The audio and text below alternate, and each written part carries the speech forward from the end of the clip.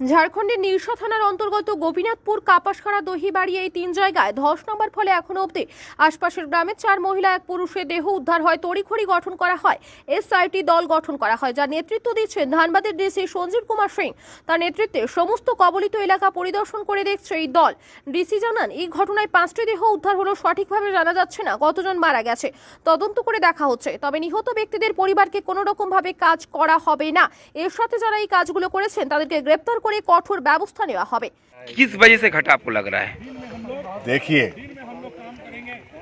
ये खनन जो देख रहे हैं सीएल के है, इसमें जीएम जिम्मेवार है, यहाँ का सीआई सेफ जिम्मेवार है, और सबसे बड़ा जिम्मेवार जो यहाँ का कोल माफिया, अगल बगल के जो भट्टा वाले लोग जो चोरी का कोयला लेते हैं और माफियाओं द्वारा जो दूसरे जिले से मजदूर को बुलवा करके यहाँ अवैध खनन करवाते हैं, ये जो छोड़ा गया है किस लिए? उन लोगों के द्वारा प्लानिंग करके ये लोग सेटिंग गेटिंग करके जीएम मैनेजमेंट से ये लोग माफिया लोग सेटिंग गेटिंग करके छोड़ कर रखा है और मजदूर से इसको कटवाता है कोयला वो लोग। निश्चित रूप से ऐसे लोगों पर ये तभी रुक सकता है कि वैसे लोगों को चुन चुन के माफियाओं को हत्या का मामला दर्ज हो और जेल के सलाखों के अंदर जाए। तो देखिए लोग आगे आप लोग क्या चाहते हैं? आगे जितना बड़ा बड़ा एक्ट फिर तो आएगा आदमी लोग काटने। निश्चित रूप से हम लोग इस इशू को लेकर राज्य सरकार से हम लोग जाकर के मांग करेंगे कि वहाँ के जो स्थानीय प्रतिनिधि जो विधायक अपने आप को कहलाते थे, पूर्व विधायक कहलाते हैं, भलो आज बयानबाजी बहुत ज्यादा कर रहे हैं कि मजदूर मर गए दब करके, राज्य सरकार दोषी है तो पुलिस दोषी है। कहीं न कहीं इन लोगों के ही द्वारा यहाँ अवैध खनन करवाया जाता है और जो आज परिणाम है कि सैकड़ों मजदूर को दब करके उसकी मृत्यु हो गई। वैसे लोगों को चिन्हित करके सफेद पोश जो अपने आप को सफेद पोश कहलाते हैं, वैसे लोगों को चिन्हित करके जेल के सलाखों के। आपका नाम? शमशेर आलम, झारखंड प्रदेश कांग्रेस प्रतिनिधि। শহরে এই প্রথম আসামের উন্নত মানের কাঠ দিয়ে তৈরি প্লাইউড এবং মেঘালয়ের পাইন কাঠ দিয়ে তৈরি ব্লকবোর্ড ও ফ্ল্যাশ ডোর, 25 বছরের ওয়ারেন্টি। ডিসিএম প্লাইউড, বাংলায় একটাই নাম, ডিসিএম প্লাইউড, জোড়া মন্দির, কাঁচরাপাড়া। जानते बहुत किस वजह से हुआ लग रहा है? मुझे जो लगता है, यहाँ मुझे जानकारी कल ही शाम को मिला कि इस तरह का हादसा हुआ था। हम रांची से चल के देखने आए हैं स्पेशल। ये अवैध खनन का मामला है पूरा का पूरा, और यहाँ का जो ECL जिसके अंतर्गत ये खदान चल रहा है, ECL GM और CISF सिक्योरिटी इंचार्ज, पूरा सिक्योरिटी जो यहाँ पे लगी हुई है, बगैर उसके मिली भगत ये अवैध खनन हो ही नहीं सकता। यहाँ पे चोरी हो ही नहीं सकती है। मुझे लगता है इन दोनों के मिली भगत से माफियाओं के जरिए यहाँ मजदूर को लाया गया, और मजदूर बेचारे अपना पेट पालने के लिए 200-400 रुपया के लिए यहाँ पे काम के लिए आए थे, और ये माइंस धंसा और वहाँ लोग दब गए। कितना आदमी मरा है? लोगों का खबर आया? हमें जो जानकारी अभी मिला है आधारिक तौर पे कि 6 सब निकाला गया है, लेकिन मुझे यहाँ के लोगों से जो मालूम पड़ा है कि और सब दबे होने की आशंका है दर्जनों में। तो मैं ECL GM से मांग करता हूँ, और झारखंड सरकार के जो पुलिस प्रशासन है उनसे ये मांग करता हूँ कि यहाँ जो सब दबे हो सकते हैं उनको निकालने का प्रयास हो, और जो सब निकाले जा चुके हैं उनके परिजनों को ढूंढकर ECL जो है 50-50 लाख रुपया का मुआवजा दे सारे परिवारों का, और उस परिवार के एक आदमी को नौकरी भी देने का काम करे।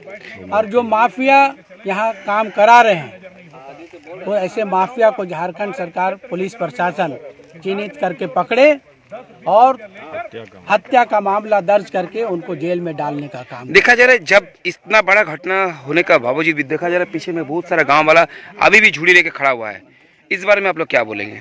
देखिए, अभी हमको आते आते मालूम पड़ा कि आज सुबह में भी कुछ बच्चे आए थे, उनके परिजन घर नहीं पहुँचे, बाप माँ नहीं पहुँचे, तो वो लोग ढूंढने आए थे यहाँ, अभी जैसे हमको जानकारी मिली है।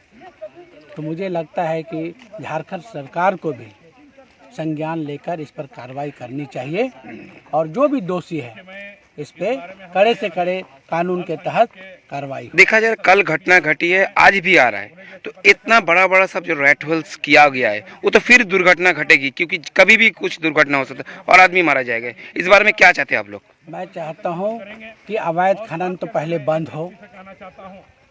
ये अवैध खनन बंद होगा तो ये अपने आप रुक जाएगा, क्योंकि सरकारी जो माइनिंग होती है उसमें पूरा सेफ्टी का अरेंजमेंट होता है, और जो अवैध खनन होता है उसमें सेफ्टी का कहीं से कुछ होता नहीं है।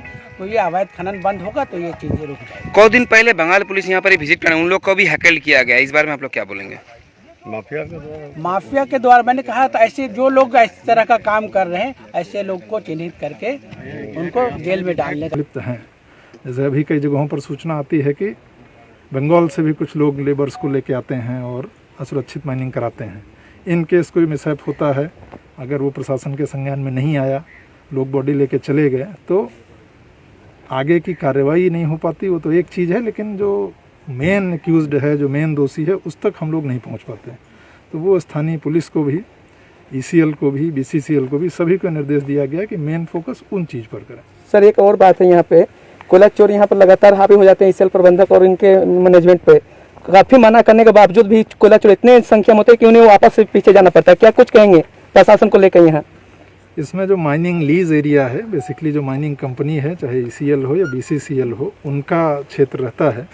उसको कंटेन करने के लिए, वहाँ की सेफ्टी के लिए उनके पास CISF का फोर्स रहता है, जिनकी प्राथमिक जिम्मेदारी होती है लीज एरिया की सिक्योरिटी इंश्योर करना, उसमें एक्सेस कंट्रोल इंश्योर करना।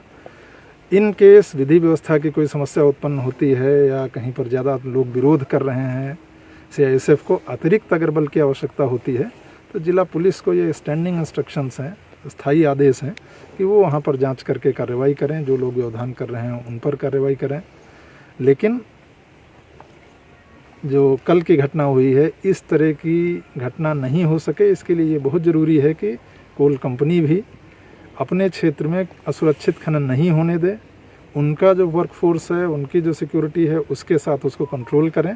प्रशासन की या पुलिस की जहां आवश्यकता है उसमें हम लोगों को सूचित करें। तो सर ये जो आज घटना घटी है, इसके लिए सर प्रशासनिक स्तर से किसे दोषी माना जाएगा?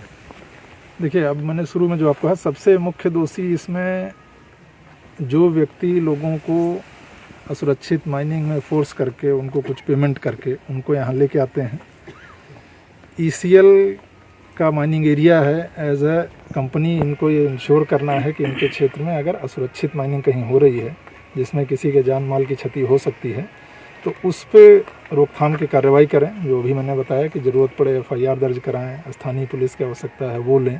तो अभी हम लोगों ने जो कल FIR इसमें ECL की तरफ से दर्ज कराई गई है, उसमें वैसे लोगों को चिन्हित कर रहे हैं जो कि इन लोगों का उपयोग करके उनको सुरक्षित माइनिंग में यूज़ करते हैं, और जिससे कि घटना की पुनरावृत्ति नहीं हो। DGMS के भी पदाधिकारी आज यहाँ हैं, उनको भी ये कहा गया कि सिक्योरिटी पॉइंट ऑफ व्यू से देख लें कहाँ क्या कार्रवाई है। कोई नेग्लिजेंस है उसमें DGMS के स्तर से अगर कंपनी के संबंध में कोई कार्रवाई करनी है तो वो भी करें। শহরে এই প্রথম আসামের উন্নত মানের কাঠ দিয়ে তৈরি প্লাইউড এবং মেঘালয়ের পাইন কাঠ দিয়ে তৈরি ব্লকবোর্ড ও ফ্ল্যাশ ডোর, 25 বছরের ওয়ারেন্টি। DCM প্লাইউড, বাংলায় একটাই নাম, DCM প্লাইউড, জোড়া মন্দির, কাঁচরাপাড়া।